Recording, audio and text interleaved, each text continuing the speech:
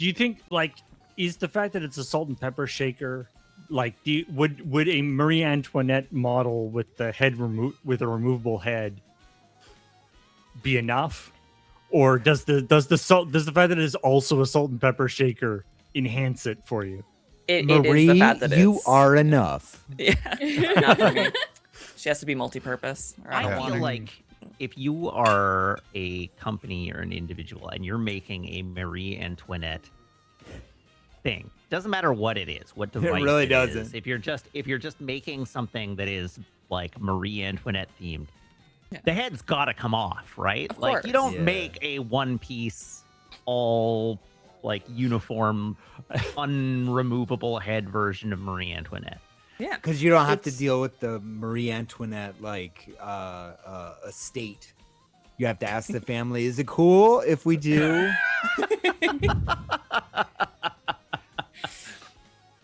I mean, not to I guess I give Marie Antoinette any props or anything, but I don't know anything really about. But the fact that that's the only thing that we really know about her is kind of messed up. She had a strong fashion sense. Do I have a Cake. historically accurate Yeah. movie for you starring Kristen Dunst? Very. A strong proponent of cake. She That's actually a misquote. Mm. Yeah.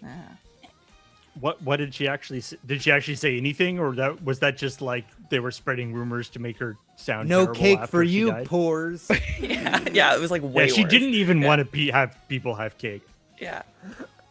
so she That has was a some interesting historical overlaps with things that aren't the revolution. So Anton Mesmer, after being disgraced in Austria for okay, so Wait, before you launch into it, I have Yeah. a bit. Anton Mesmer, the origin of the term mesmerize, I'm pretty sure. yep. Yeah. All right. Yep. Yeah.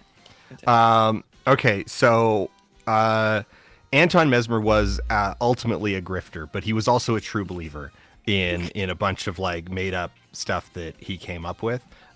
Actually, even before that, one of my favorite things is anytime there's a couple subjects out there that anytime somebody else does like a podcast or a video about them, I will also go watch their version of it, purely because I want to see how they handle specific bits of research that caused me a lot of problems. So whenever somebody makes a video or a podcast about Anton Mesmer and they're like, so his relationship with Friar Hell, and they just get like stumped, I'm like, yes, okay, vindication, because like there's just like there are so many conflicting versions of like so Friar Hell actual name was a friar Amazing in the name. church, and was also an astronomer, and was also a like as you would expect of a 18th 19th century dude, a scientist in a very loose sense of the word. Scientish. Scientist. He was philosopher. kind of scientish. Yeah, natural philosopher was still the term at the time. And so he was experimenting with magnets as like a thing that could heal. And what So that's nobody knows, like all we know, what we know for sure is that Friar Hell hated Anton Mesmer. Anton Mesmer and Friar Hell met at some point. That's it. But like the claims that are out there are that like Mesmer studied under Hell, or maybe Mesmer only attended a couple of sermons that like a couple of seminars that Hell did. It's like it's all over the place, and there's actually some of the records like indicate that it's like they never met ever.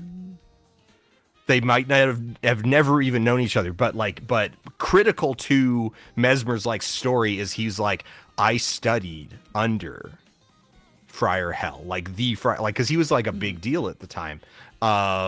So it's like Mesmer like leached a lot of clout off this guy, and this guy hated him. We know that. We have his letters that are like Mesmer is a fraud. So Mesmer is building what's going like animal magnetism, what's going to become mesmerism, what's going to become hypnosis, and he actually is the origin of mesmerizing. Yes. Wait, were you trying to make a joke, or were you just not sure? Oh, honey. Nailed it. Yeah. So there was this. I'm gonna forget her name, and I feel really bad about that. There was this child musician, child prodigy in the Austrian court. She was blind from a very young age. She is at this point in history 16, and Mesmer convinces her dad that he can cure her, and so she needs to come live on his wife's vast like villa estate. So Mesmer is in this relationship with a woman 25 years older than him. She is loaded. She is like capital W wealthy.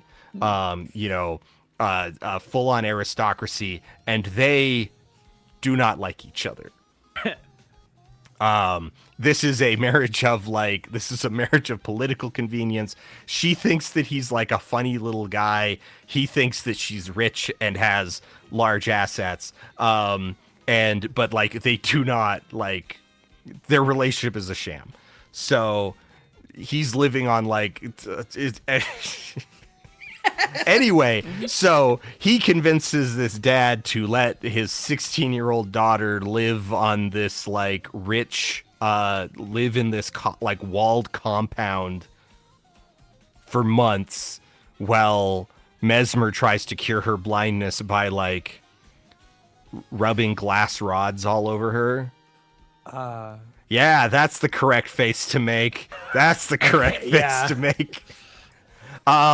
This leads to Mesmer being basically chased out of Austria when it doesn't work.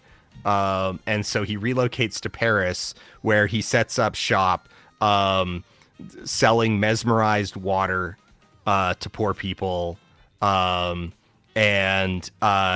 hypnotizes water. He hypnotizes water. Well, he magnetizes it. He magnetizes the water. Actually, so like he eventually like he magnetizes. He was actually a huge proponent of like universal health care, but in the form of he mesmerized a tree that was out front of his shop, so that like poor people could just come along and like, get the health care from the mesmerized tree.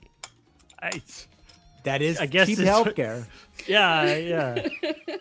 Like because mesmerism could cure everything. That doesn't work. Yeah. Sure. Yeah. It's like if we made homeopathy free, which it is. Because it's Which water. it is. Because it's if you just go drink seawater, like I mean that'll that's homeopathic basically everything. But in his actual salon, one of the was like, okay.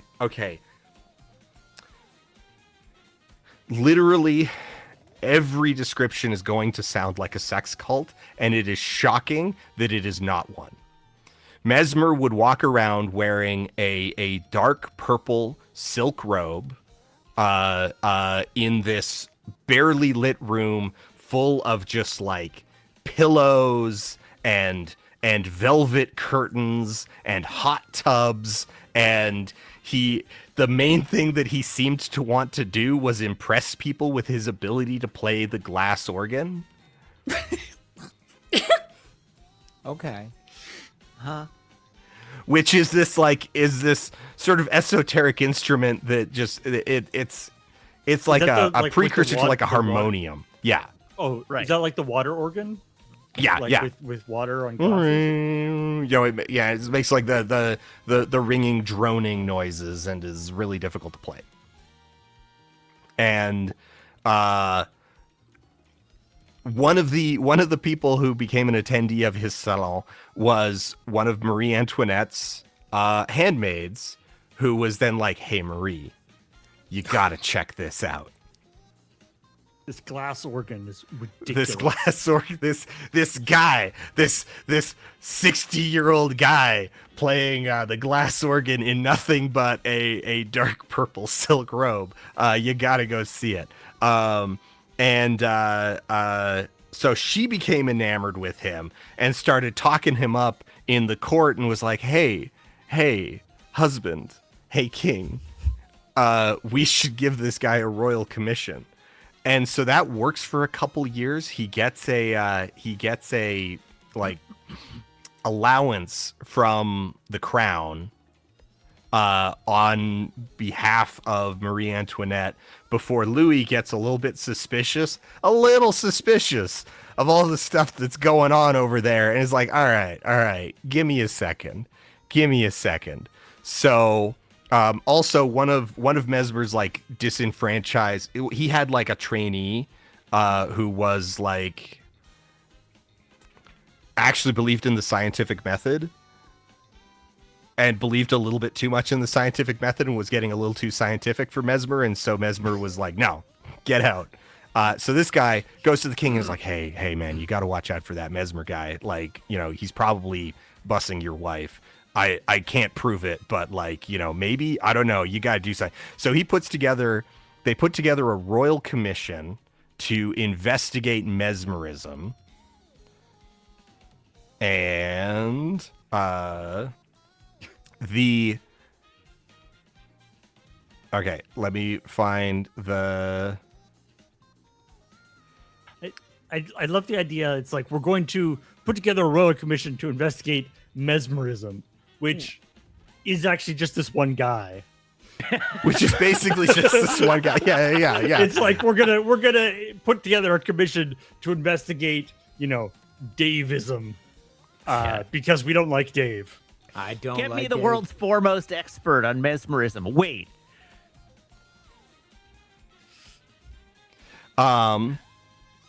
Okay, so the commission consisted of physician and chemist Jean Darcet, close friend of Benjamin Franklin, Joseph Ignace Guillotine, Michel Joseph Majot, the professor of physiology and pathology Charles Louis Salon, and at the request of those four physicians, 5 scientists from the Royal Academy of Science, the astronomer and first mayor of Paris, Jean-Sylvain Bailly, geographer, cartographer, and former governor of Saint Dominique, Gabriel de Boris-Vincent, Benjamin Franklin, and chemist and biologist Antoine Lavoisier.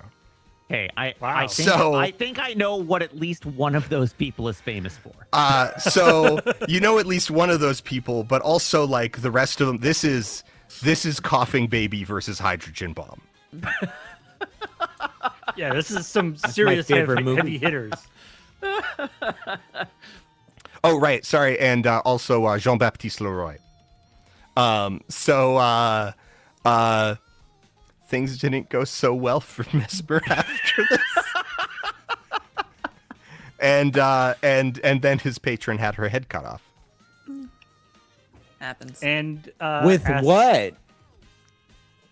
Yeah. Funny coincidence. So I met this guy. Yeah, I got a solution to our problem. I mean, well, and the great thing, and the thing about that is that the guillotine was not invented by Guillotine, but was named after him because Guillotine was a advocate for the abolition of capital punishment. Oh, so it's an ironic name. Well, it's not an ironic name because the thought process at the time was like keeping in mind that like capital punishment in France at this time was like basically vibes based, like rancid vibes based. It was like, oh, well, you're poor, so we're just gonna tie you to a post and like break your legs and leave you. Right. This is like the humane or more humane version of capital punishment. So okay. capital punishment was like all over the place. Frequently, it was capricious. It was like very like pain oriented. unless you were rich. If you were rich, then it Oh. was very like, oh well, we're just gonna get it over with as fast as possible, you know. So the argument was that it's like, if we cannot get rid of capital punishment, then capital punishment should be universalized.